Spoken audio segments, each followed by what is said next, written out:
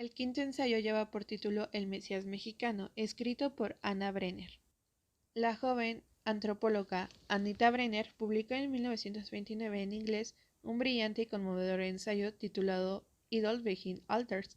Nacida en Aguascalientes y formada en la tradición culturalista de Franz Boas en Nueva York, Brenner añadió a su libro la pasión populista y mesiónica típica de la época. El estudio que dio lugar al libro de Anita Brenner lo realizó acompañada de los fotógrafos Edgar Weston y Tina Modotti.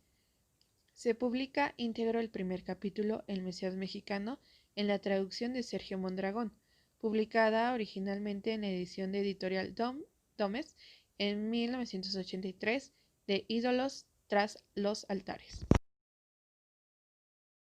Ana nos dice que siempre recurrente en el pensamiento de México se encuentra esta obsesión con la transparencia de la vida moviéndose de una forma a otra, pero siempre la misma, el movimiento definido por el reposo, la luz transformándose en oscuridad sin cesar, plantas y gente muriendo por necesidad en un punto predeterminado solo para renacer. Por eso la constante preocupación con la muerte y por eso el Mesías mexicano.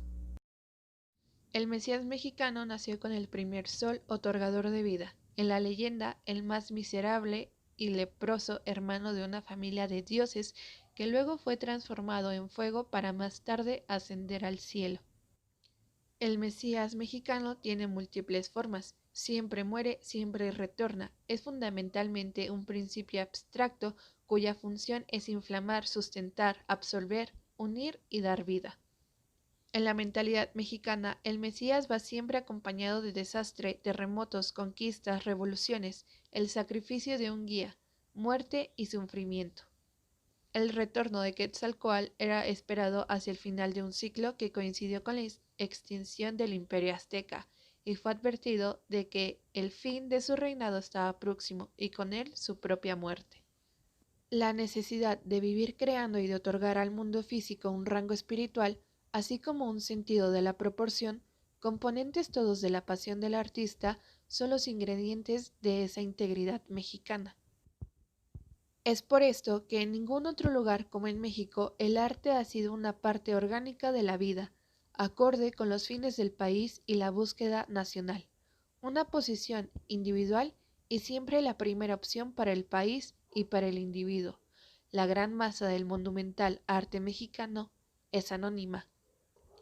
México es una tierra desnuda y sangrante, poblada de gente que ha vivido en agonía, pero tiene un cuerpo tan lleno de vitalidad y tan fuerte que puede encaminarse a los extremos de la belleza y el horror con el mismo entusiasmo.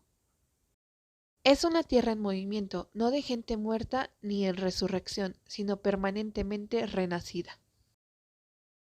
Contra el nacionalismo es el sexto ensayo de este apartado. El escritor Jorge Cuesta estaba convencido de que lo más extranjero y lo más falsamente mexicano que se ha producido en la literatura y el arte de nuestro país son las obras nacionalistas. El artículo que se publica es una crítica ácida a Hermila Ebrau Gómez. Es interesante anotar que la actitud crítica de Cuesta, como la de otros integrantes del grupo de los contemporáneos, no lo colocó al margen de la Revolución Mexicana. De hecho, paradójicamente, los contemporáneos contribuyeron de manera decisiva a la mitología que se tejió en torno del carácter del mexicano. Jorge Cuesta perteneció a los contemporáneos, quienes defendían la tradición. A lo largo del ensayo le da respuesta a la pregunta que lanza Gómez. Esta pregunta es: ¿existe una crisis en la literatura mexicana de vanguardia? Jorge defiende la tradición, pues dice que es la quien vela y quien preside los que usurpan su conciencia.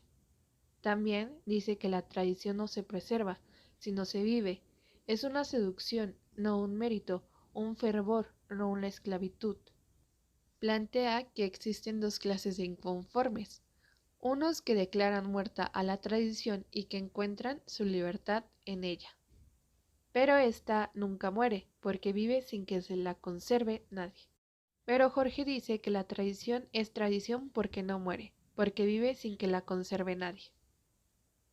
nos dice que la tradición no es otra cosa que el eterno mandato de la especie. No es lo que parece y la limita, sino en lo que perdura y la dilata. Se entrega así, pues es inútil buscarla en los individuos, en las escuelas, en las naciones. Dice que el nacionalismo equivale a la actitud de quien no se interesa sino con lo que tiene que ver inmediatamente con su persona, pues este es el colmo de la fatuidad. El último ensayo lleva por título México Eterno, escrito por Antonin Artaud. Se dice que cuando acababa de regresar de México se topó en París con Georges Bataille y le dijo en tono conspirativo: «Sé que usted comprende cosas bellas. Creo que debemos hacer un fascismo a la mexicana». Artaud huía de lo que llamó la superstición del progreso y buscaba en el alma mexicana y en el culto a la muerte los secretos del cosmos. En un breve artículo titulado La cultura eterna de México, publicado en El Nacional el 13 de julio de 1936, explicó sus ideas. Antonin dice: «Quiero estudiar la vida real de México en todos sus aspectos. Establece una diferencia de fondo entre la civilización y la cultura. Se declara discípulo de esta originalidad y quiere extraer enseñanzas de ella.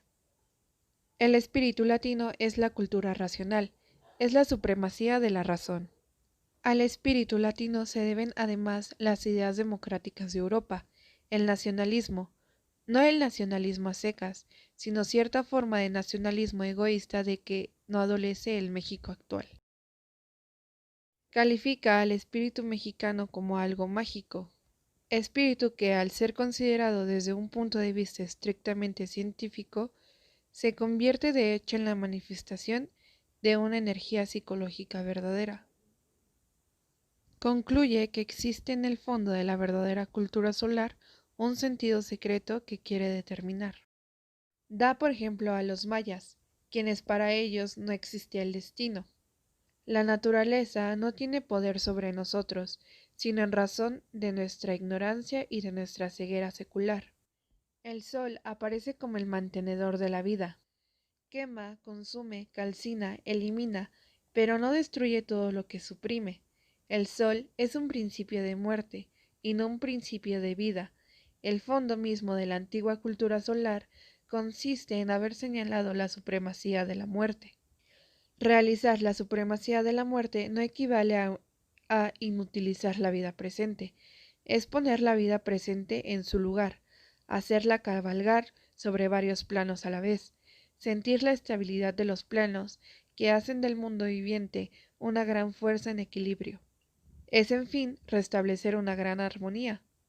Antonin venía a buscar en el México moderno la supervivencia de estas nociones, o esperar su resurrección. Gracias por su atención.